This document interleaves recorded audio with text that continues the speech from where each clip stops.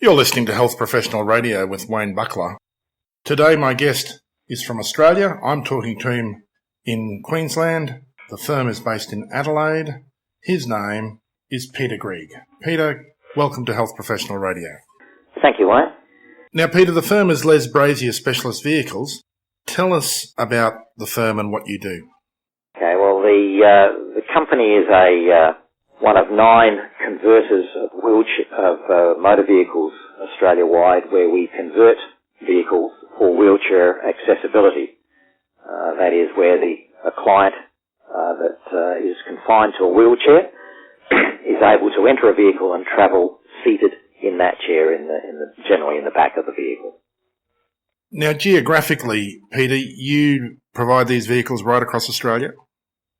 Yes, over the last 8 odd years, we've done something in the vicinity of in excess of 700 vehicles. These are lowered, what we commonly would describe as a lowered floor vehicle, so that access into the vehicle is through a tailgate and a ramp, generally positioned at the rear of the vehicle. And over that 8 odd years, they've gone all over Australia. Now, we're not talking here like only specialist government and emergency service vehicles or taxis here. We're talking vehicles here for home use. Correct, yeah. Our predominant market or market sector is actually generally self-funded retirees, where one of the partners has had perhaps a stroke or suffering from diabetes and may have lost a leg or something along those lines. So generally, they don't have to be 100% confined to a chair. A lot of our clients are, but certainly those sort of clients where it's easiest for them to travel from point A to point B seated in a chair, be it a manual push chair or a power chair. One of our vehicles is very, very suitable. It gets people away from the big white van scenario. These are little vehicles ranging from 4.5 metres in length through to vehicles the size of a Commodore station wagon. Now, Peter, it's an intriguing problem, and it's one that kind of doesn't occur to you until you have need of it. Do people start by buying a vehicle and sending it off to you for modification, or can you advise on how they go about doing this? How does someone start the process?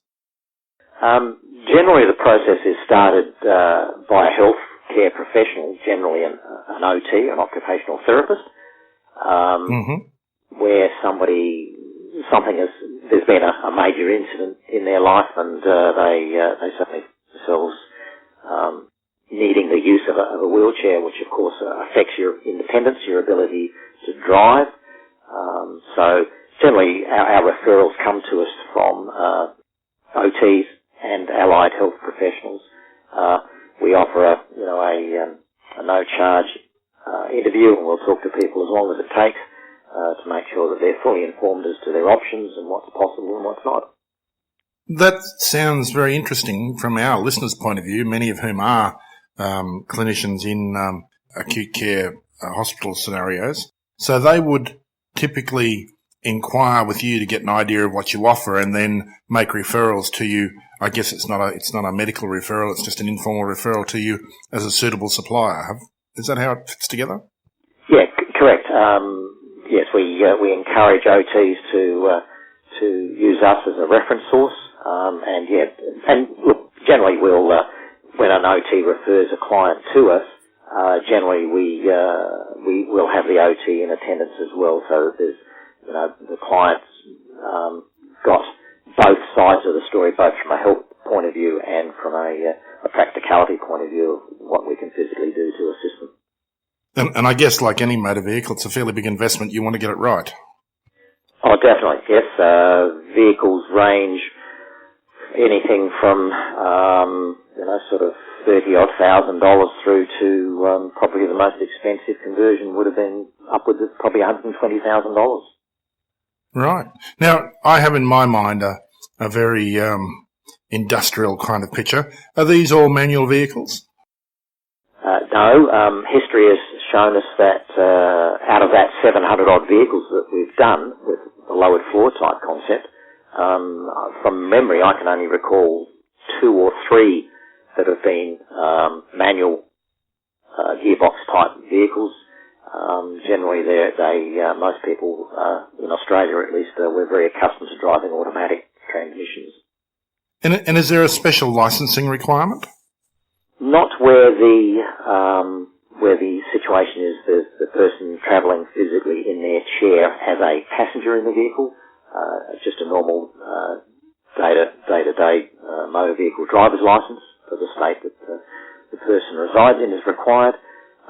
If in fact, and we do this quite often, where the person in the chair has the ability to and has been assessed to be a driver, then the occupational therapist will in fact certify, and the occupant in the wheelchair will have to undergo some testing and some instruction as to how to handle a motor vehicle using hand controls and those sorts of things. So you don't have to be just a passenger. You can actually drive from your wheelchair. Oh, really? It's often the things that I've never thought about in this job that surprise me the most. What about registration, Peter? Is that straightforward? I presume it's a special kind of registration. The modifications by law in Australia have to be noted to the corresponding state registration branch. We are very fortunate in Adelaide to have an automotive, fully university qualified automotive engineer that is well known both federally and in the state, and he's actually a signatory for all states in Australia, states and territories. We work closely with him when we're doing the prototype of a new vehicle.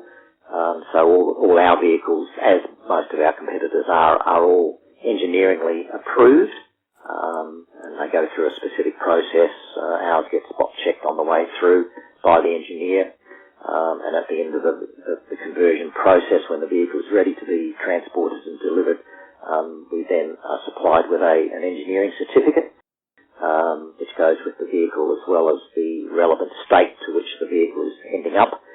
The registration branch in that state gets advised, the vehicle has been converted to cope with a wheelchair occupant, its seating capacity, and all the other little bits and pieces that or modifications that we've done to the vehicle meet or exceed all the ADRs in Australia. You're listening to Health Professional Radio. My name is Wayne Buckler, and I'm in conversation with Peter Greig. Now, Peter's a director of the firm Les Brazier Special Vehicles and has been telling me about the modifications they make to vehicles to accommodate wheelchair-bound both drivers and passengers. Peter, what's the message that you'd like to get across to clinicians? What would you like them to know about your products and services that may not be apparent to them? Look, I guess at the end of the day, the main thing is that if a client has got the desire to retain as much as possible of his or her independence from a driving point of view, being able to get from point A to point B, be it under their own steam or in conjunction with a carer. Generally, given reasonable circumstances, we can offer generally at least a couple of possible solutions that the client's then able to make some value judgments on, and hopefully we'll be able to keep their independence going for as long as possible. Now, I guess if we've triggered some interest in health professionals, but also I presume you'll just take direct inquiries from wheelchair-bound patients. You don't need a referral to get in contact with you. Is the website at www.lesbrazier.com.au the best place? Definitely, that's the best place, or people are more than welcome to give us a telephone call if they'd like to. We're more than happy to assist them with whatever information we can give them. Now, Peter, every time I do telephone numbers, I always get complaints that I don't give people warning to get their pen and paper. So, fair warning, listeners, it's pen and paper time. What's the number, Peter? Okay, well, we're based in Adelaide, so the area code is 08. The number itself is 82551947. Now, if you've missed that number, you'll be able to pick it up from the transcript of this story that I'll tell you where to find that in just a moment. Peter, it's been lovely having a chat with you this morning. Thank you for your time.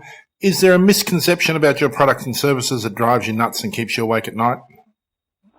Look, I've got to say it's a very enjoyable industry to be in because the number of successes that we have is basically very, very large. It's certainly not a luxury-based item or purchase. And look, our items vary from something as simple as a $95 steering wheel spinner knob where somebody may have a bit of a restricted use in their wrist action. It helps them to steer the motor vehicle through to, as I said earlier on, quite major and extensive motor vehicle conversions. Now, if you just joined us on Health Professional Radio, I've been in conversation with Peter Greig from Les Brazier Special Vehicles, and we've been talking about the modifications that can be made to vehicles to accommodate patients who are wheelchair bound or who have other difficulties driving. If you've missed our story, you can see the transcript on our website and also a file in our sound archive. Both of those are available at www.hpr.fm. This is Health Professional Radio. My name is Wayne Buckler.